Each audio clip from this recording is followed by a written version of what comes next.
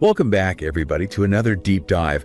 We are diving into advanced abundance today. Ooh, exciting. Yeah, this ebook is, it claims to have like all the secrets to attracting wealth, like advanced methods even. Advanced abundance. Yeah, exactly. And it does promise practical advice, but right away it says like, hey, listen, so it's up to you to use this stuff responsibly, you know? Yeah. No guarantees of you becoming a millionaire, but it does give you some pretty interesting tools and insights, I think. For sure. I think one of the things that stood out to me right away was that advanced abundance stresses how important it is to take a holistic approach right from the beginning. Right. Like it's not just about chasing money, you know? It's about self-awareness, thinking positively, understanding what abundance even means to you. Exactly. And I like how he uses that analogy of building a house. You need a strong foundation. Yeah. You can't just slap on a fancy roof. Right. So you need to build that strong foundation to have a strong financial future. Yeah, a solid base. Exactly. Yeah. But okay, let's talk about this 7-second brainwave ritual. Oh, yeah. I was reading about that and I was like, what is this? Have you ever heard of anything like that? It sounds kind of wild, right? But basically, the ebook explains that it helps rewire your brain for abundance. Okay. You spend 7 seconds focusing on a specific affirmation about wealth. And the idea is that helps imprint that belief on your subconscious mind. Okay, so it's like almost like planting a seed Exactly. for that financial success. Yeah, and I think that ties in really well with what we were saying before about that holistic approach. Right. It's not just about the external stuff, you have to work on the internal as well. So you're saying it's not magic. No. It's more about intentionally shifting your thinking. Right. Okay, well, that makes a lot more sense. And what about this idea of using imagery? Yeah. Like really picturing yourself living that dream life? You know, the one with the yacht and the private island. Well, the ebook calls that visualization, and it goes pretty deep into that. Yeah. Arguing that if you can vividly imagine yourself already living that life, it can actually start to attract those experiences into your reality. So it's like you're kind of tricking your brain a little bit. It's not just wishful thinking, you know? Right. It's about training your mind to expect abundance. Okay, but get this. It even says you might need to like reevaluate your surroundings. Interesting. Like even the people you're hanging out with. Oh, like ditch the negative friends. Yeah, exactly. Could it really be that simple? You know, it's funny because the book makes a really strong case for how much our environment affects us.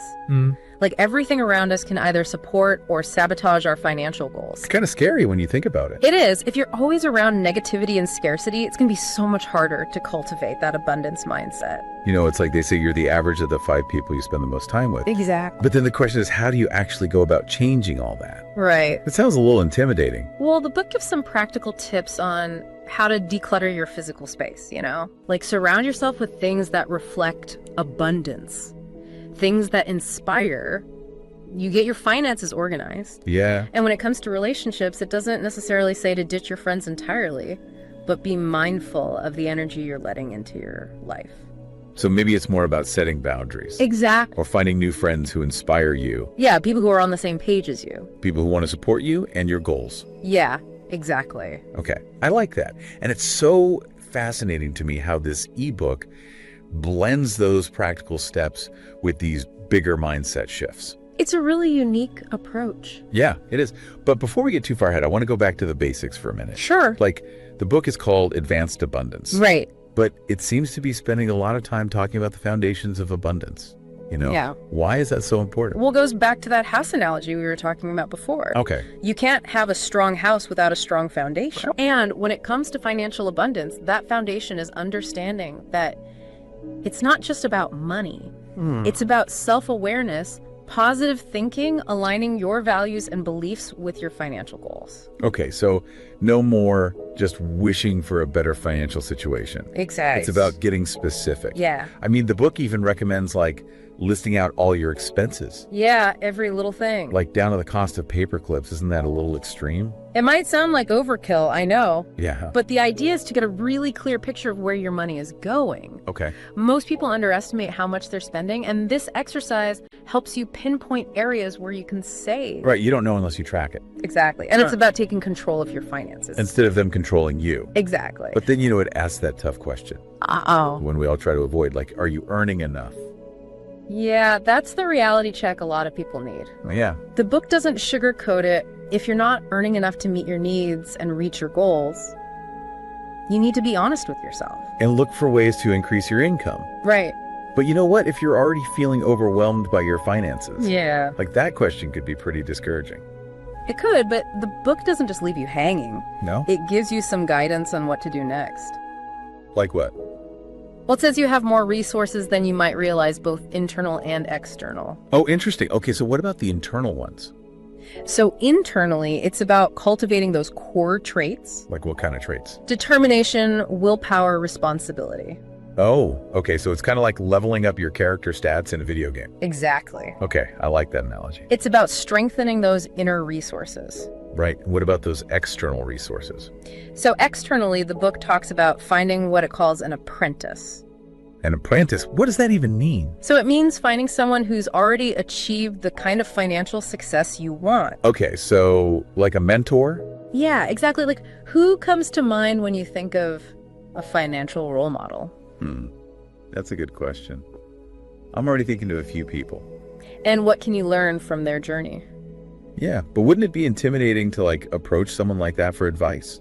Well, the book says you can study their career paths, read their books or articles, even reach out to them on social media. Oh, okay, so you don't have to like have a one-on-one coffee date with them. Not necessarily, but it emphasizes that most successful people are happy to share their knowledge and help others. So it's all about finding those people who inspire you Yeah. and learning from their successes and maybe even their mistakes. Exactly. And it's about realizing you don't have to reinvent the wheel. Oh, that's a good point. There are people who've already walked the path you're on, and they can offer some invaluable insights. This is already giving me so much to think about. Me too. And we haven't even gotten to the part about tapping into your emotions and experiences, which sounds really interesting. That's where we'll pick up next time. Oh man, I can't wait. Stay tuned, everyone. Yeah, we'll be right back.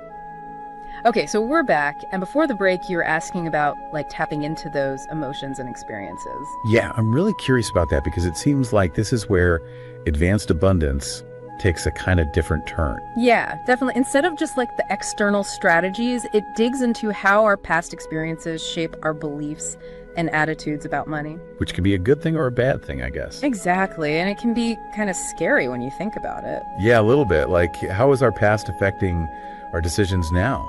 Right, without us even realizing it. Like, the book talks about how someone who grew up poor might always worry about not having enough.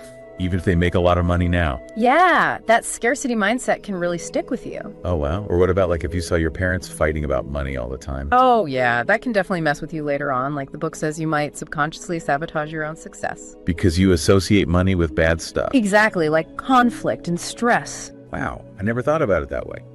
But it makes sense. Like, financial abundance isn't just about the money itself. Right. It's also about having a healthy relationship with money.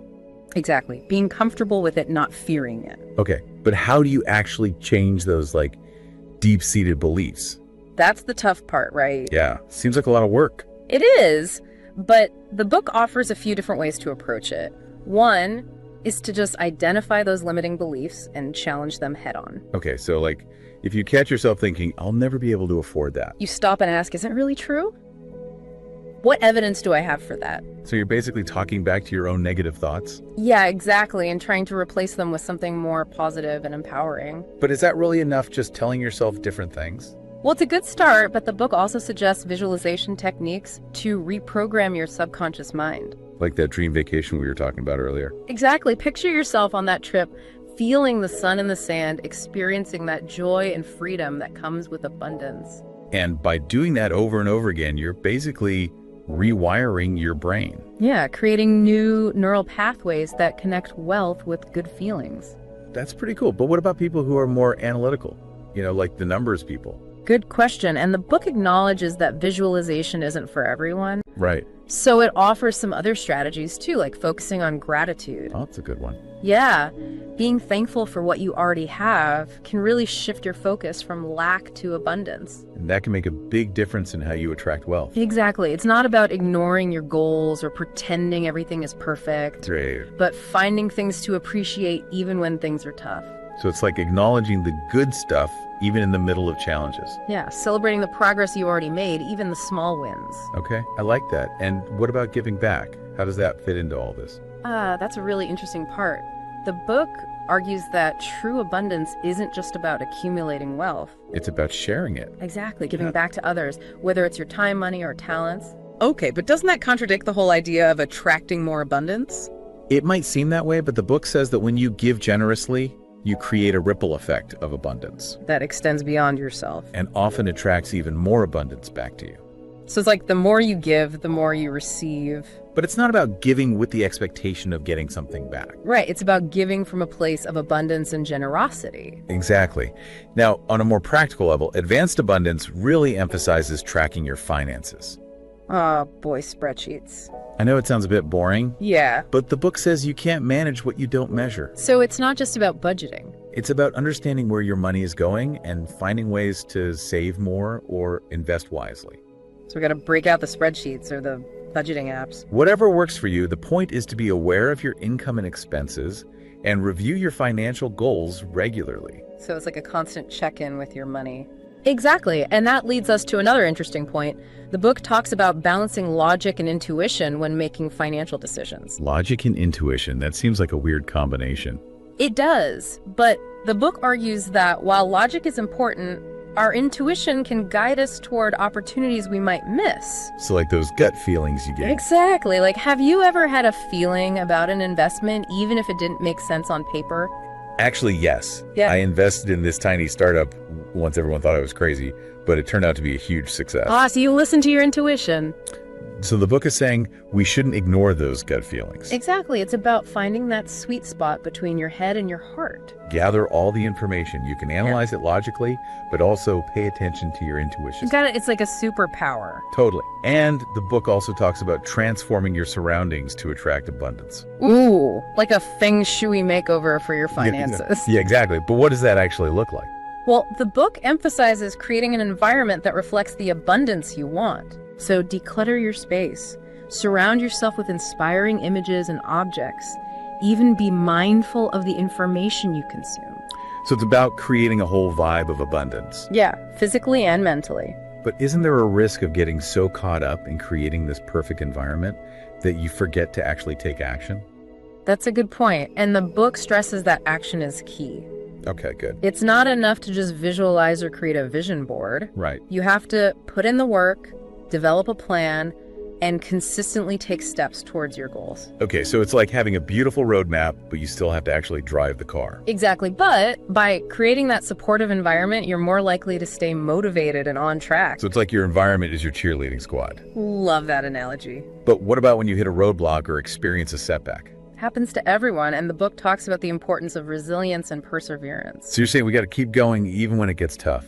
Yeah, it acknowledges there will be ups and downs, but encourages you to see setbacks as learning opportunities, adjust your approach, and never give up. So it's not about being perfect. No. It's about learning from your mistakes and using them to grow. Exactly, and that leads us to another key concept from the book, affirmations.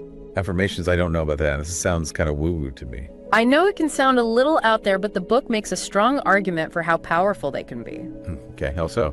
Well, it says affirmations can reprogram your subconscious mind and attract abundance. So it's not just about repeating positive phrases mindlessly. Right. You have to choose affirmations that resonate with you and use them to shift your mindset and build confidence. Okay, so like what kind of affirmations are we talking about?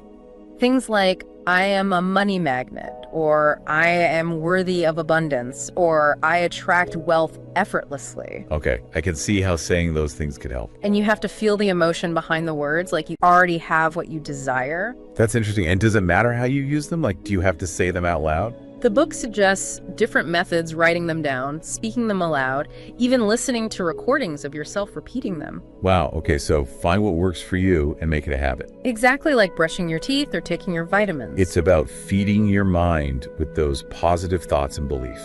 You got it. And the more you practice, the more natural it becomes. And eventually those positive statements will drown out that negative self-talk. That's the goal. This is all so fascinating, and I'm really curious to hear more about the book's emphasis on giving back.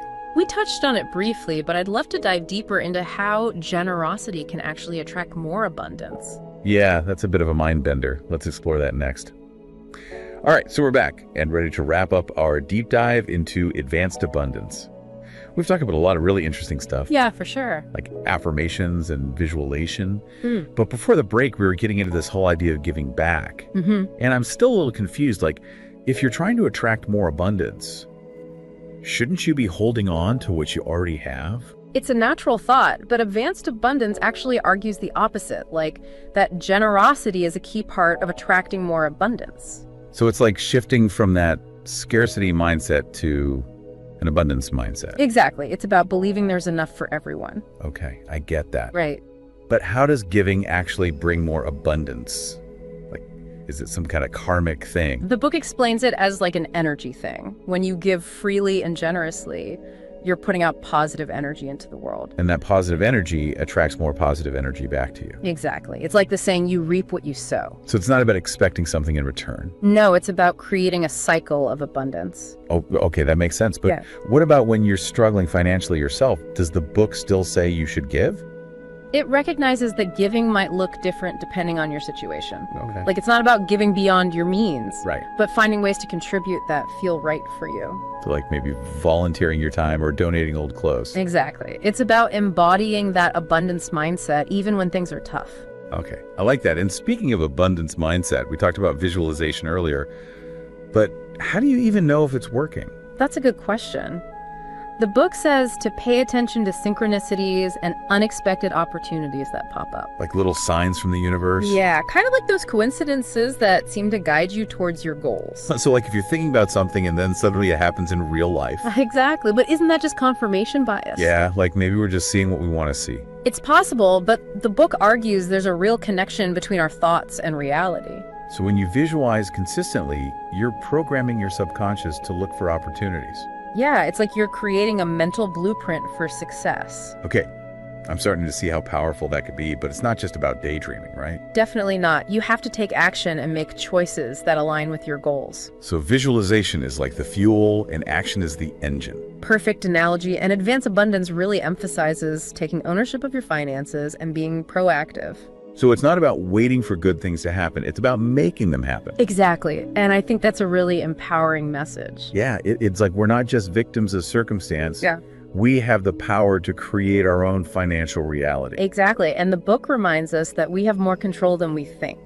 It's not about following some strict set of rules. It's about finding what works for you and creating a path that feels right.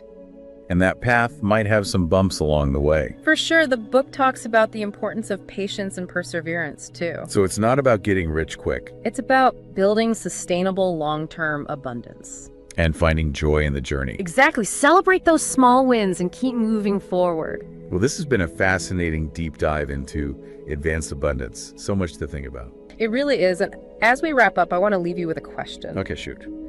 What's one step you can take today to start building your own path towards financial abundance? Ooh, that's a great question to ponder. And don't forget to check out that 7-second brainwave ritual we talked about. Yeah, that's a good one. There's a lot more to explore there. Thanks for joining us, everyone. Thanks for listening.